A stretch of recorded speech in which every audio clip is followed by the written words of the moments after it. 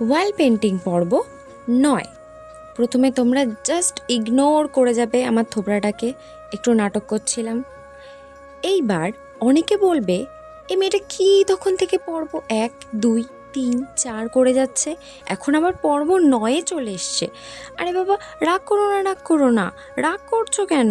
আমিও তো তাড়াতাড়ি করছি, যাতে পুরো ভিডিওটা তোমাদের সাথে খুব তাড়াতাড়ি শেয়ার করতে পারি, তার জন্য আমিও চেষ্টা করছি। রাগ করো না। এইদিকে দেখো কী সুন্দর একটা পাখি এঁকেছি। আচ্ছা, এই পাখিটার নাম কি হতে পারে বলো তো? তোমরা কি কেউ জানো পাখিটির নাম কি? পাখিটার নাম জানলে অবশ্যই কমেন্টে বলে যাবে কিন্তু।